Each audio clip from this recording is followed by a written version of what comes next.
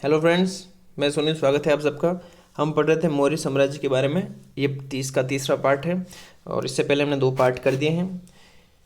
देखिए, चलो देखते हैं मौर्य प्रशासन के बारे में पढ़ते हैं। आज हम मौर्य प्रशासन के बारे में। ये जो मौर्य प्रशासन था ये केंद्रीकृत व्यवस्था था, विकेंद्रीकृत नहीं, ठीक है, केंद्रीकृत, सेंट्रलाइजेशन।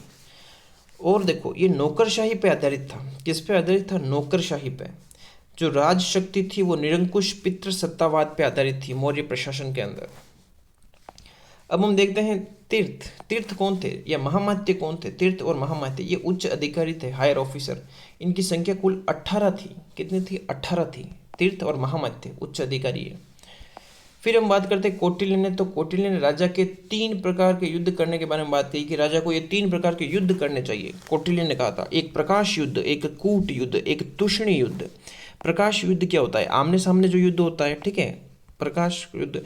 कूट युद्ध वो जो नीति निर्माण करके करना, कूटनीति से, डिप्लोमेटिक, ठीक है। एक तूषणी युद्ध, जैसे ग्रह ग्रह युद्ध छिड़वा देना कहीं भी किसी राज्य में, तो ये तूषणी युद्ध है। तो ये 3 प्रकार के बताएं, प्रकाश, कूट और तूषणी। कैसे इनको जो है राजा को करने चाहिए। अब हम देखते हैं मौर्यकालीन कुछ पद। जैसे समाहर्ता क्या था? कौन था? ये राजस्व विभाग का प्रधान था। रेवेन्यू जो डिपार्टमेंट था उसका हेड था, समाहर्ता। सन्निधाता कौन था? ये कोषाध्यक्ष था, कोषाध्यक्ष। सन्निधाता कौन था? कोषाध्यक्ष था। प्रतिष्ठा कौन था? ये याद रखना, ये प्रतिष्ठा और ये व्यवहारिक वाला दोनों का अभी बात करेंगे आगे। प्रतिष्ठा था वो फौजदारी न्यायालय का न्यायाधीश था, और जो व्यवहारिक था वो दीवानी न्यायाधीश था, ठीक है। आर्विक कौन था? ये वन विभाग का प्रधान था। कार्मांतिक कौन था? ये उद्योग कारखाना का अध्यक्ष था। अंतपाल कौन था? ये सीमावर्ती दुर्गों का रक्षक था, ठीक है। दंडपाल कौन था? ये पुलिस का अधिकारी, ठीक है, उस समय। देखो, अब हम देखते हैं यहाँ पर मौर्य साम्राज्य जो था वो कितने प्रांतों में बटा हुआ था। 5 प्रांतों में ये बटा था मौर्य साम्राज्य। ये प्रांत है, ये राजधानियाँ हैं। जैसे उत्तरापथ जो प्रांत था उसकी राजधानी तक्षशिला, दक्षिणापथ की स्वर्णगिरी, कलिंग की तोसली, प्राची की पाटलिपुत्र, अवंती राष्ट्र की उज्जैनी। जो मौर्य साम्राज्य में जो है प्रत्येक जो प्रांत था वो जनपदों में बटा हुआ था। जनपद नीचे आता था, उससे ऊपर प्रांत आता था। और प्रशासन की सबसे छोटी इकाई कौन सी थी? तो ग्राम थी, जिसका प्रमुख ग्रामणी मौर्य काल में, ठीक है।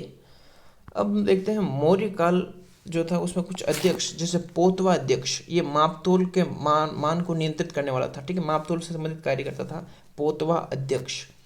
फिर है सूना अध्यक्ष, जो चर्म उद्योग या कारखानों का अध्यक्ष था, ठीक है, चर्म उद्योग का सूना अध्यक्ष। कैसा अध्यक्ष? सूना अध्यक्ष। फिर सूत्रा अध्यक्ष, ये वस्त्र उद्योग का अध्यक्ष था। फिर ये लक्षणा अध्यक्ष, ये टकसाल का अध्यक्ष था।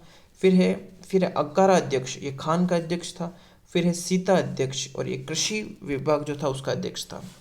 अब हम कुछ जो है मौर्य काल की इकाइयों के बारे में देखते हैं। देखो, नीचे से हम याद करेंगे संग्रहण से, ठीक है। संग्रहण सबसे छोटी इकाई थी, जिसमें 10 गांवों का समूह था, 10 ग्राम। फिर है खारवटी, जो कि 200 ग्राम की थी, ठीक है। फिर है द्रोणमुख, जो कि 400 ग्राम की, ठीक है, 400 गांव उसमें आते थे। फिर स्थानीय, ये सबसे बड़ी थी, जिसमें 800 गांव आते थे। याद कैसे करना है? देखो, एक याद रखना, संग्रहण जिसमें सबसे कम जैसे 10 थे, ठीक है, इसका डबल कितना होता है? 20 होता है। खारवटिक में कितना आएंगे? 20 से आगे ये 10, इसमें जो जीरो था ऊपर ले जाओ तो 200 हो गए, ठीक है। फिर द्रोणमुख में जस्ट इसका डबल कर दो तो 400, स्थानीय में जस्ट इसका डबल तो 800, ठीक है। इसको ट्रिक से याद रखना कि एक आम का फल था, ठीक है, उसको संग्रह करके खाया किसने? द्रोण ने, एक स्थान पे बैठकर। आम के फल को संग्रहण करके खाया द्रोण ने एक स्थान पर, ठीक है, याद रख सकते हो आप। संग्रहण सबसे छोटी थी इकाई, ठीक है, स्थानीय सबसे बड़ी। देखो, अब हम देखते हैं ग्राम सभा के बारे में।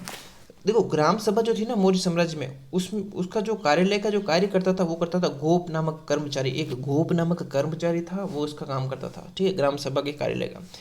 मेगस्थनीज था, जो कि चंद्रगुप्त मौर्य के दरबार में था, जिसे सेल्यूकस निकेटर ने भेजा था, ठीक है, और पाटलिपुत्र में ठहरा था।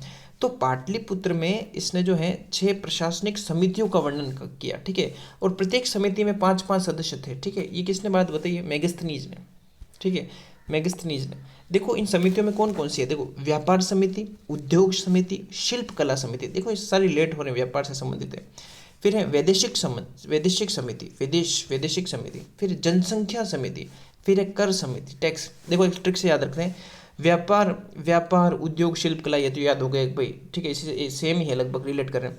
फिर कोई व्यापार कर रहा है तो वो विदेश में जाके करेगा, ठीक है। विदेश में किससे व्यापार करेगा? जनसंख्या से करेगा, और लोगों से क्या लेगा? टैक्स लेगा, ठीक है, टैक्स लगाएगा। तो एक ट्रिक से याद रख लेना आप इसको।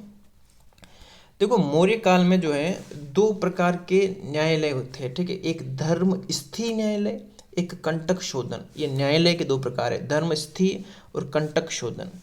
जो धर्मस्थी था वो दीवानी न्यायालय था, और जो कंटक शोधन था वो फौजदारी न्यायालय था। अभी हमने पढ़ा था दीवानी न्यायालय का जो जो न्यायाधीश था वो कौन था? प्रमुख न्यायाधीश, व्यवहारिक। फौजदारी वाले न्यायालय का कौन था? वो था प्रदेश था। अभी ऊपर देखा ना हमने। अब हम देखेंगे मौर्यकालीन जो टैक्स थे, कर थे, कौन कौन से थे। देखो एक कर था विष्टि। कौन सा था? विष्टि, ये बेगार कर था। एक था बलि, ये धार्मिक कर था। एक था प्रदेश, जो कि आयात कर था, आयात। एक था प्रणय, प्रणय एक आपातकालीन कर था। एक था सेतुबंध, जो कि सिंचाई कर था। ये सारे कर के प्रकार थे मौर्यकालीन।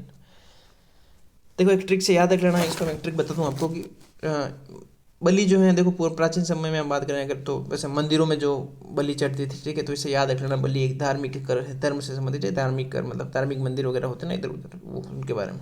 तो धार्मिक कर इसे रिलेट कर लेना, है केवल एक ट्रिक है। विष्टि, विष्टि की बात करें तो ये क्या है? बेगार कर, याद रखना इसको आप। प्रदेश से, देखो प्रदेश कर जो है वो आयात कर। प्रदेश मतलब हम किसी दूसरे प्रदेश से कोई चीज़ आयात करते हैं तो उसको क्या लगता है? टैक्स लगता है ना, तो आयात कर। प्रणय यानी कि आपातकालीन कर। अब जैसे प्रणय मतलब शादी विवाह एक मान सकते हो आप ट्रिक से। शादी विवाह होती है तो किसी के पास पैसे नहीं होते तो वो क्या करता है? थोड़े उधार पैसे लेता है, ठीक है। आपातकालीन जरूरत है वो थोड़ी, तो आपातकालीन इससे याद रख लेना। एक सेतुबंध, जो कि है सिंचाई कर, सिंचाई टैक्स। अब हम देखते हैं गुप्तचर व्यवस्था। जो मौर्यकाल में गुप्तचर व्यवस्था थी, वो देखो ये जो व्यवस्था थी वो एक पृथक अमात्य जो अधिकारी थे उसके अधीन थी, जिसका नाम क्या था? गुप्तचर व्यवस्था। किसके अधीन थी? महामात्यापसर्प, महामात्यापसर्प, ठीक है, महामात्यापसर्प। जो सेना थी वो 6 समितियों द्वारा उसका प्रबंध होता था। जो सेना थी मौर्य काल में, उसका प्रबंध 6 समितियों के द्वारा होता था, और प्रत्येक समिति में 5-5 सदस्य थे, ठीक है। फिर हम देखते हैं, देखो मौर्य काल में पश्चिमी भारत में भृगुकच्छ और पूर्व में ताम्रलिप्ति, ये बंदरगाह थे, भृगुकच्छ और ताम्रलिप्ति। उद्योग धंधों की जो संस्था थी मौर्य काल में, उसे श्रेणी कहा जाता था। क्या कहा जाता था? श्रेणी। उद्योग धंधों की जो संस्था थी उसे श्रेणी कहते थे। मौर्य काल में दो देखो सिक्के हैं, वो याद रखना, दो प्रकार के। एक है माशक, तांबे का सिक्का। एक है कारशापण, चांदी का सिक्का। तांबे का सिक्का देखो इसे रिलेट कर लेना आप। मासी, आप उदाहरण देखो, मासी के यहाँ गए, मासी ने क्या किया, उसके पास पैसे कम थे, ठीक है, इतने पैसे वाली नहीं है मासी, तो उसने क्या किया? तांबे का एक सिक्का दे दिया कि यार भाई तू इससे खेल, ठीक है। तो माशक क्या है? तांबे का सिक्का। और कारशापण क्या है? चांदी का सिक्का। अशोक की जो विदेश नीति थी वो जियो और जीने दो के सिद्धांत पर आधारित थी। जियो और जीने दो। मौर्य साम्राज्य के पतन के हम कारण देखेंगे, कौन कौन से कारण थे। देखिए अशोक के बाद जो उत्तराधिकारी आए थे उनके वो योग्य नहीं थे, एबिलिटी थी नहीं उनमें शासन करने की, ठीक है, ये एक कारण था। जो अशोक के बाद जो परिवर्तित शासक आए वो क्या तेजी से बदल रहे थे। एक आया फिर दूसरा गया, एक आया फिर दूसरा गया, फिर दूसरा आया फिर तीसरा आया, ऐसे ऐसे चल रहे थे। नौकरशाही का क्या था? बहुत ज़्यादा केंद्रीकरण हो गया था, सेंट्रलाइजेशन हो गया था इनका, ठीक है, केंद्रीकरण नौकरशाही का, ये भी एक कारण था। अशोक की धम्म नीति जो थी, धर्म की जो नीति अपनाई थी अशोक ने, उसने एक सैन्य आधार को कमजोर किया, क्योंकि उसका पूरा ध्यान धर्म नीति, प्रचार प्रसार धर्म के उसमें लग गया था, तो सेना पर इतना ध्यान गया नहीं, तो वो भी एक कारण था। अशोक के कल्याणकारी कार्यों में जो है अर्थव्यवस्था का भार बढ़ा दिया, मतलब लोगों के लिए कल्याण के लिए योजना लाना, जो भी लोग उनका अच्छा कल्याण करना, समाज कल्याण करना, ठीक है, तो इसमें उनको वित्त काफ़ी ज़्यादा उसका चला गया था, अर्थव्यवस्था का उस पर भार काफ़ी ज़्यादा बढ़ गया था, ठीक है। और संसाधनों की एक कमी हो गई थी इसमें, ठीक है, मौर्य काल में संसाधनों की कमी हो गई क्योंकि वो पर्याप्त दोहन नहीं कर पा रहे थे मौर्य शासक।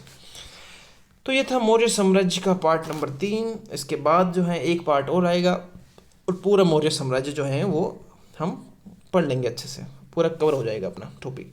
ये वीडियो अच्छा लगे तो इसको अधिक से अधिक शेयर करें, साथ ही में लाइक और यू अपना क्या बोलते हैं अपना सब्सक्राइब करें, भूल रहा हूँ मैं, सब्सक्राइब करते चैनल को। धन्यवाद। डाउट हो तो कमेंट बॉक्स में ज़रूर पूछें। ओके।